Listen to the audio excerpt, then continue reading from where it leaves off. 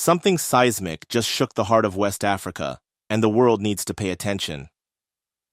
In Burkina Faso, a country that has become a symbol of African resistance and hope, Captain Ibrahim Traoré, just 37 years old and already one of the continent's most talked-about leaders, has survived yet another attempt to remove him from power.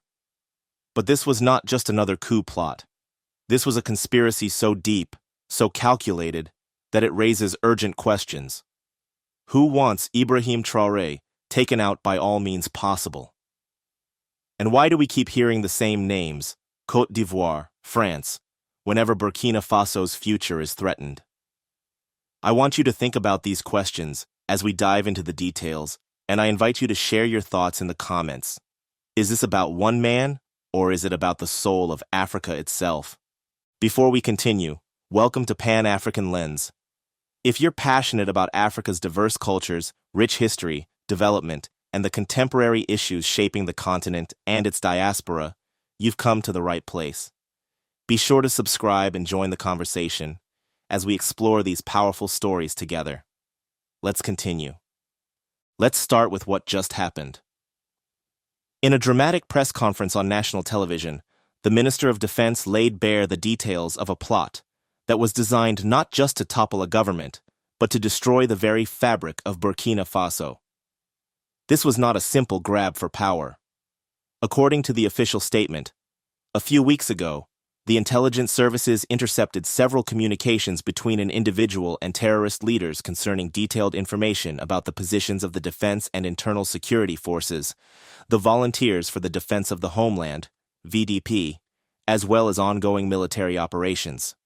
The individual at the center of this storm was Bahare Abdrahman, a high-ranking officer in the Military Justice Battalion, a man trusted with the nation's security, now revealed as a traitor. But Abdrahman was not acting alone. Surveillance uncovered a network of conspirators, including other officers and ex-officers, some of whom were operating from Côte d'Ivoire. Why does Côte d'Ivoire keep coming up? Why is it that whenever Burkina Faso faces a crisis, we hear about plots being hatched across the border?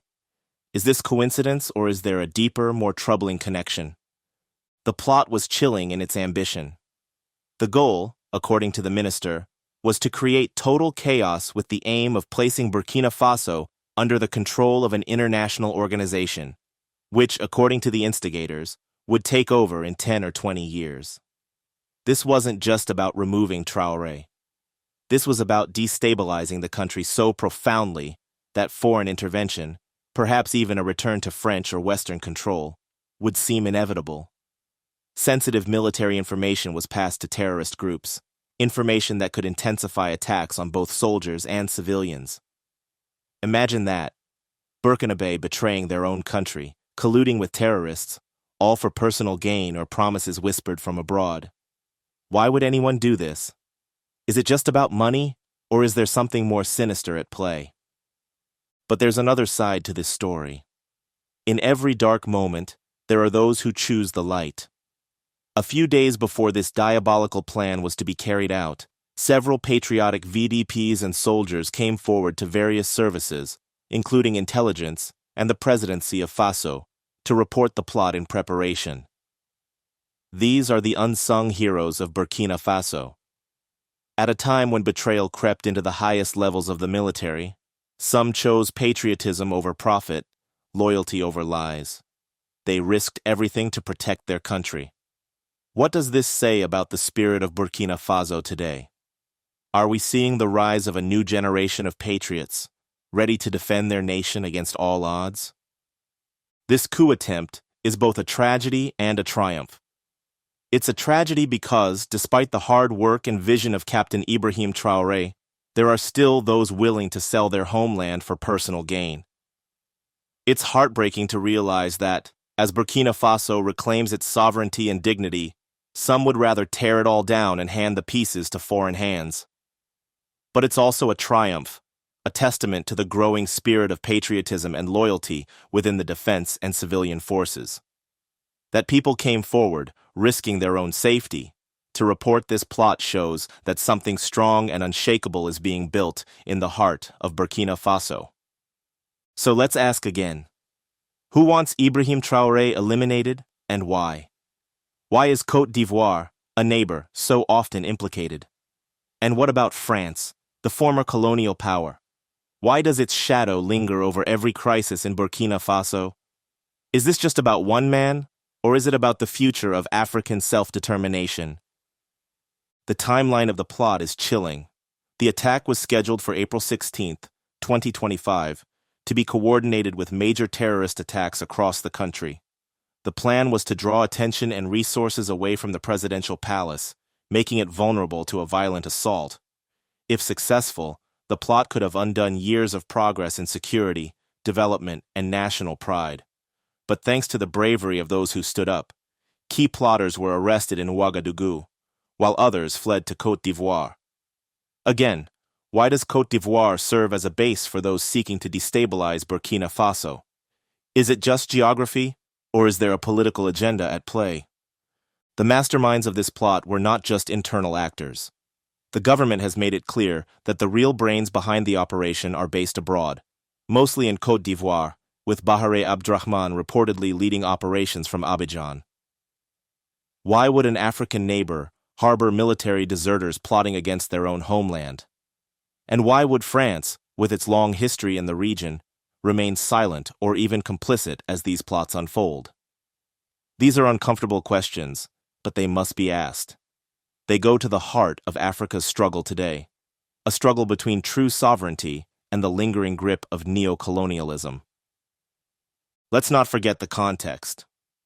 This is not the first coup attempt since Traoré came to power in 2022. In fact, since his rise, Burkina Faso has seen wave after wave of efforts to destabilize its progress. Some say it's because of his anti-French stance. Others point to his bold moves, nationalizing gold mines, refusing IMF and World Bank loans, building local industries, and prioritizing the needs of ordinary Burkinabé. And some believe it's simply because Traoré refuses to be controlled by foreign interests. Whatever the reason, one thing is clear. Traoré has become a symbol of resistance, and symbols always attract enemies. But it's not just external forces at work. The hardest truth is that betrayal often comes from within. As Traoré himself said in a recent meeting, "We have stopped traitors. We have stopped people guilty of treason because they're selling the honor and the future of our country to foreigners. Why? Because they want to enrich themselves." The easiest way to get a man to betray his brother, he observed, is through money, by touching his pride, his desire to feel rich.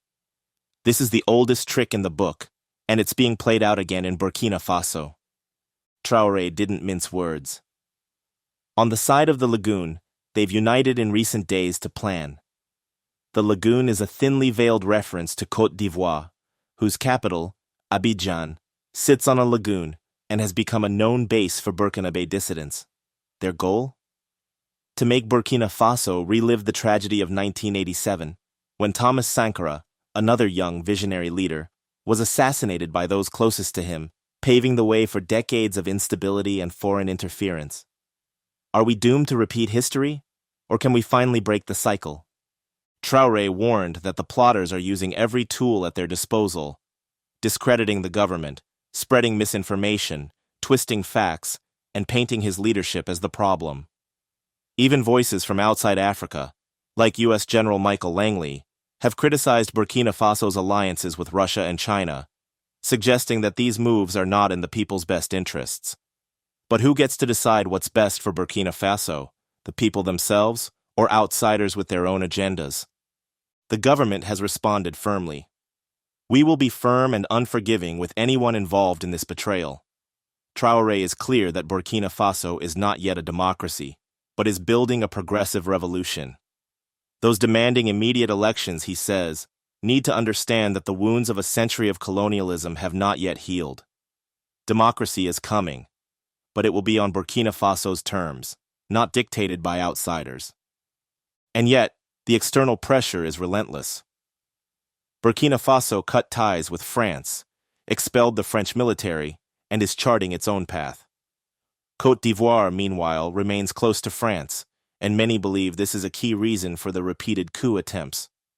Why is it always Côte d'Ivoire and France that are implicated? Is this about protecting old interests, or is it about preventing a new model of African leadership from taking root? Within Burkina Faso, the crackdown has already begun.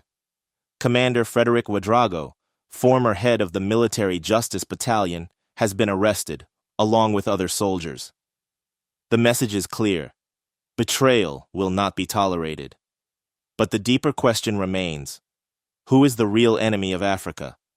Is it the foreign powers who pull the strings, or is it our own brothers who choose money over patriotism? This is the challenge Traoré faces. Not just external threats, but betrayal from within. He has refused the trappings of power, insisting on being paid as a captain rather than a president. He has prioritized building factories, schools, and hospitals over enriching himself. He stands on the front lines with his soldiers, working with the people. This is not the behavior of a typical African politician, and that is precisely why he is seen as a threat. So let's return to our questions. Who wants Ibrahim Traoré eliminated, and why? Is it because he dares to dream of a sovereign Africa, free from foreign control? Is it because he refuses to play by the old rules, to enrich himself at the expense of his people? Or is it because he is succeeding in uniting a nation that was once fragmented and weak? And why is Côte d'Ivoire, a country that should be a brother, always involved in these schemes? What role is France really playing behind the scenes? Is this about protecting old colonial interests? Or is it about stopping the rise of a new Africa? As we await further updates, let's not forget the bravery of those who stood up and reported this plot. Let's remember the price of silence. And let's stand in solidarity with those who work every day to keep Burkina Faso safe and sovereign.